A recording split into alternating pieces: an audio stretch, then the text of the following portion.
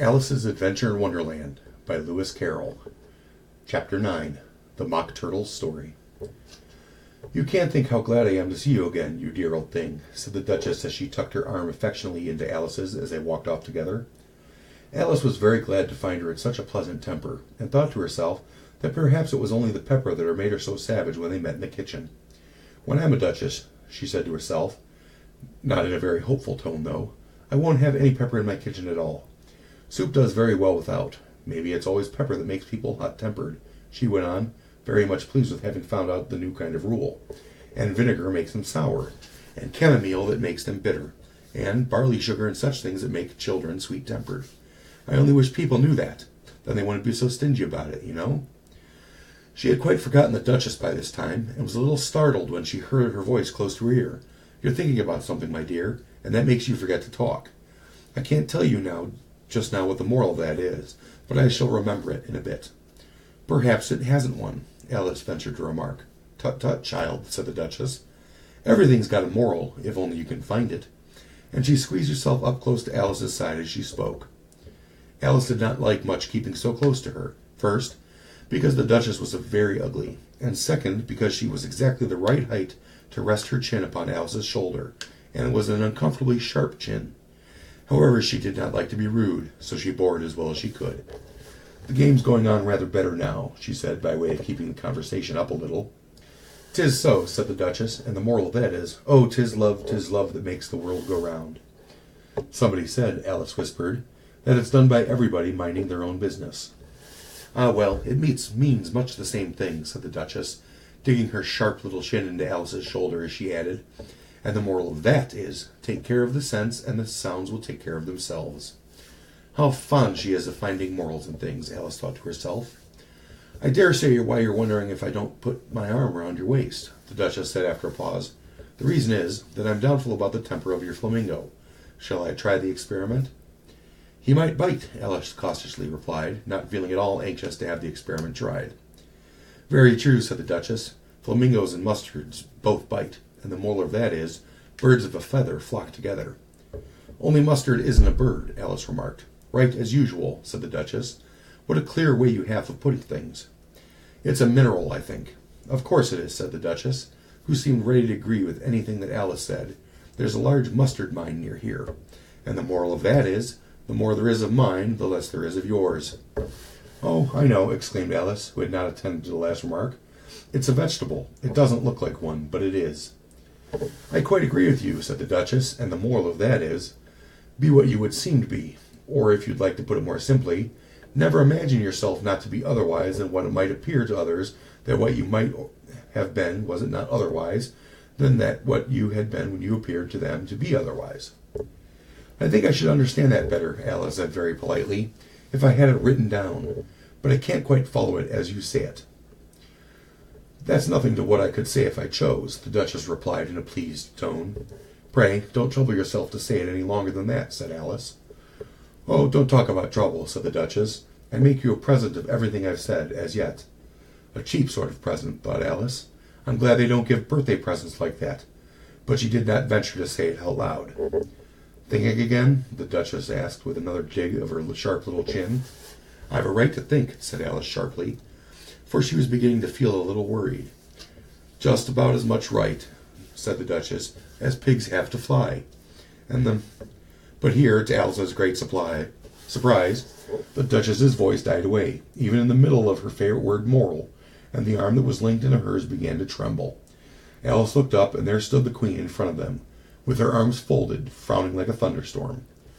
"A fine day, your Majesty," the Duchess began in a low, weak voice.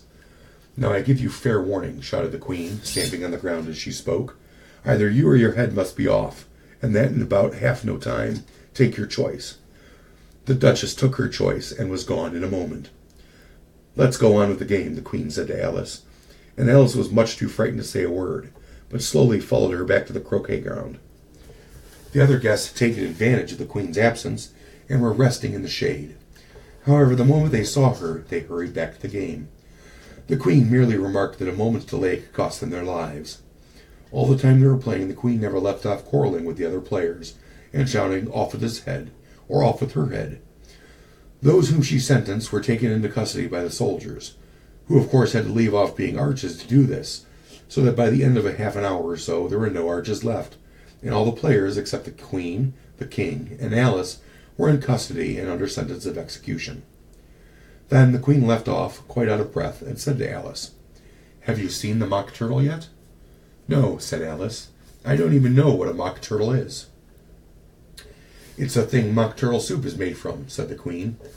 "I never saw one, or heard of one," said Alice. "Come on, then," said the Queen, "and he shall tell you his story." As they walked off together, Alice heard the King say in a low voice to the company generally, "You are all pardoned." "Come, that's a good thing," she said to herself, for she had felt quite unhappy at the number of executions the Queen had ordered. They very soon came upon a griffin lying fast asleep in the sun. If you don't know what a griffin is, look up at the picture. "Up, lazy thing," said a Queen, "and take this young lady to see the Mock Turtle and to hear his history. I must go back and see after some executions I have ordered." And she walked off, leaving Alice alone with the griffin. Alice did not quite like the look of the creature, but on the whole she thought it would be quite as safe to stay with it as to go after that savage Queen. So she waited. The griffin sat up and rubbed its eyes. Then it watched till the Queen was out of sight. Then it chuckled. "What fun," said the griffin, half to itself, half Alice. "What is the fun?" said Alice. "Why, she," said the griffin. "It's all her fancy they never execute nobody, you know. Come on." "Everybody says 'come on' here," thought Alice, as she went slowly after it. "I was so ordered about all my life, never." They had not gone far before they saw the Mock Turtle in the distance, sitting sad and lonely on a little ridge of rock, and, as they came nearer, Alice could hear him sighing as if his heart would break. She pitied him deeply. "What is his sorrow?" she asked the griffin, and the griffin answered, very nearly in the same words as before, "It's all his fancy that. He hasn't got no sorrow, you know. Come on." So they went up to the Mock Turtle, who looked at them with large eyes full of tears, but said nothing. "This here young lady," said the griffin, "she wants for to know your history, she do." "I'll tell it to her," said the Mock Turtle in a deep, hollow tone. "Sit down, both of you, and don't speak a word until I've finished." So they sat down, and nobody spoke for some minutes. Alice thought to herself, I don't see how he can even finish if he doesn't begin." But she waited patiently. "Once," said the Mock Turtle at last with a deep sigh, "I was a real turtle." These words were followed by a very long silence, broken only by an occasional exclamation of "Hrugh" from the griffin, and a very constant sobbing of the Mock Turtle. Alice was very nearly getting up and saying, "Thank you, sir, for your interesting story," but then she could not help thinking there must be more to come, so she sat still and said nothing. "When we were little," the Mock Turtle went on at last, more calmly, though still sobbing a little now and then, "we went to school in the sea. The master was an old turtle. We used to call him Tortoise."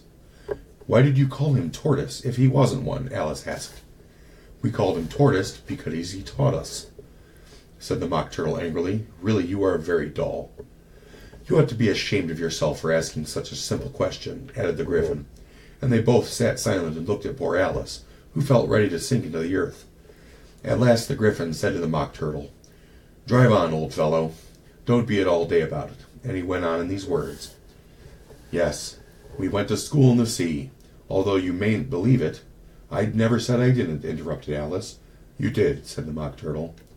"Hold your tongue," added the griffin, before Alice could speak again. The Mock Turtle went on. "We had the best of educations. In fact, we went to school every day." "I've been to school day, too. You needn't be so proud as all that." "With extras?" asked the Mock Turtle a little anxiously. "Yes," said Alice. "We learned French and music." "And washing?" said the Mock Turtle. "Certainly not," said Alice indignantly. "Ah, then yours wasn't really good school," said the Mock Turtle in a tone of great relief. "Now at ours they all had at the end of the bill, French, music, and washing, extra." "You couldn't have wanted it much," said Alice, living at the bottom of the sea. "I couldn't afford to learn it," said the Mock Turtle with a sigh.